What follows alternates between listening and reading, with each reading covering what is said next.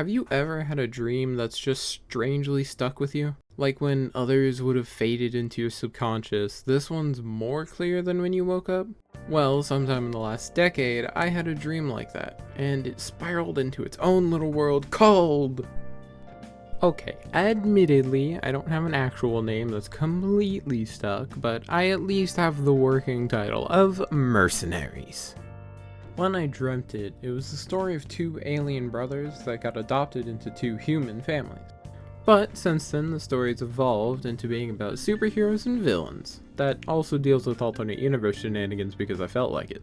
I'm telling you all of this because as a birthday present on myself, I decided to draw all my characters from this story. I then got overwhelmed for the first four, and I chose to just save the villains for their own video down the line. Now that you know the backstory about the video, get ready for me to ramble on about characters you've never heard of.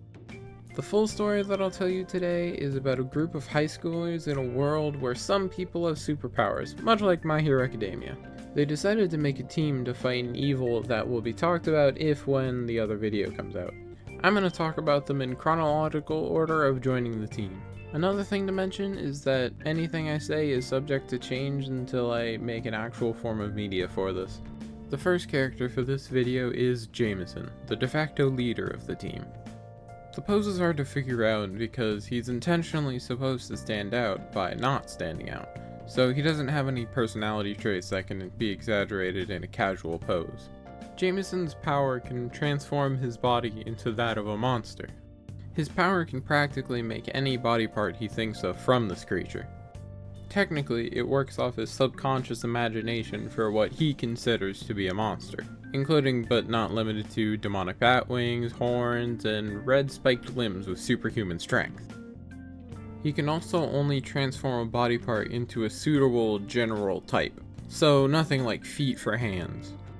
Being that he can only create the general concept, he can't control what they look like, and likewise, he inadvertently gives himself horns and black eyes when he's transformed.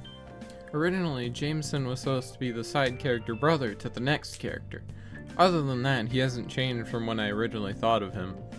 Although, he was more stoic or lazy as seen in the battle pose here. Although I don't have official ages for the characters just yet, since I don't know how to write specific ages, I at least know how they're supposed to be in accordance with each other.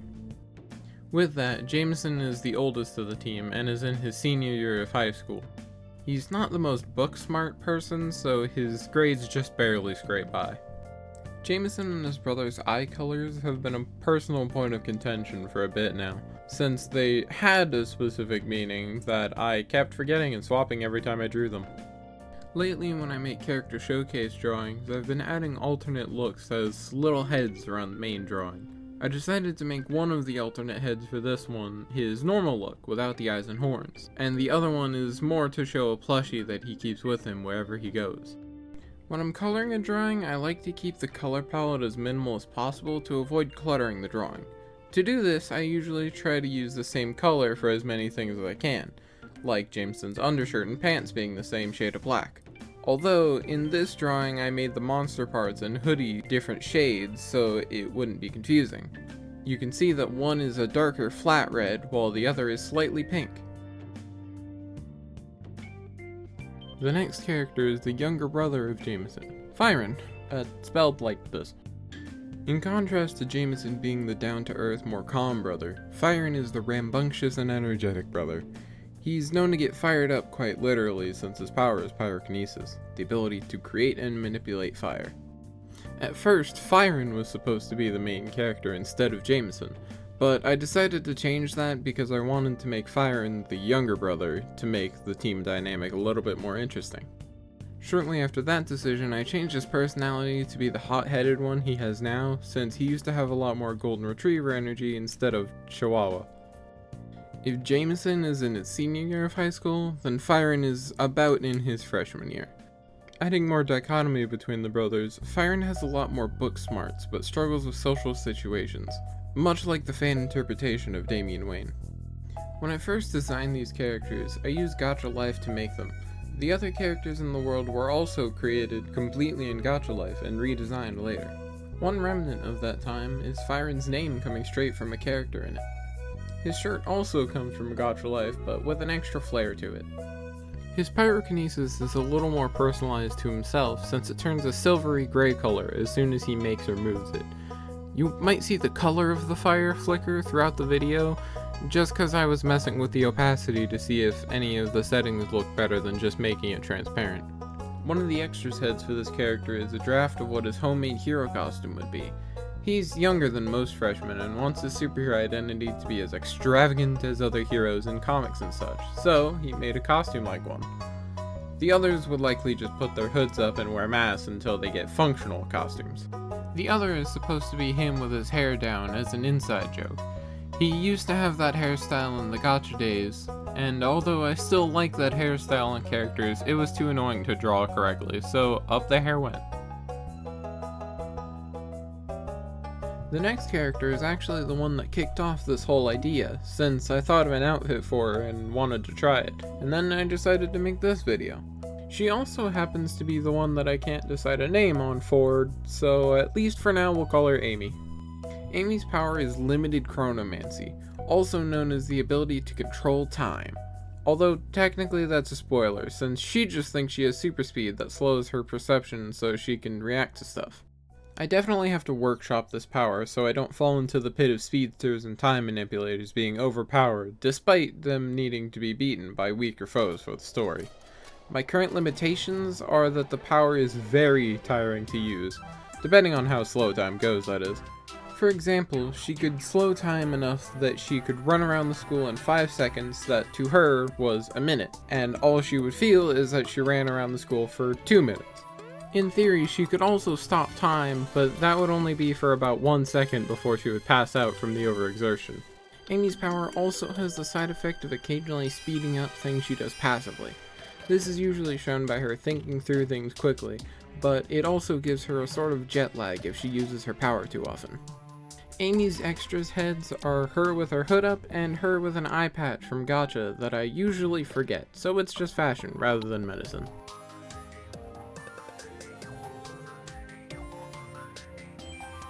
The next character only goes by her nickname, Sprocket.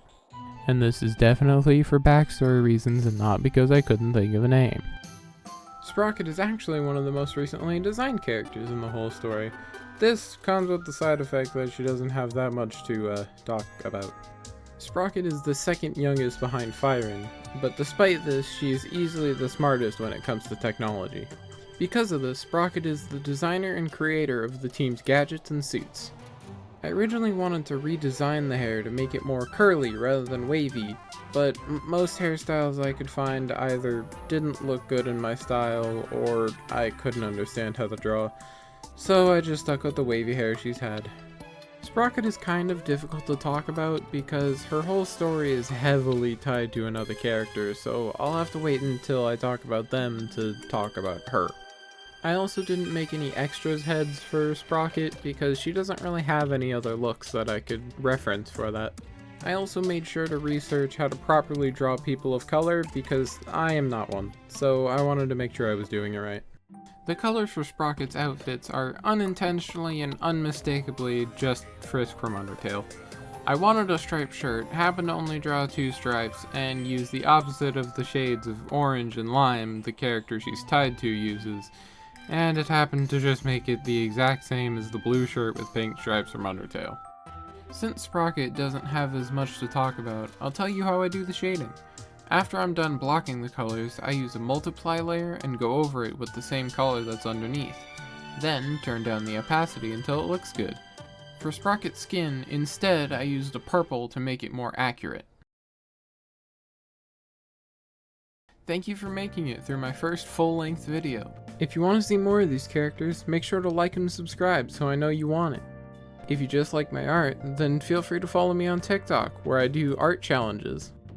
I also have a Twitter where I post the full drawing. Both of those links will be in the description down below. See you next time. Bye!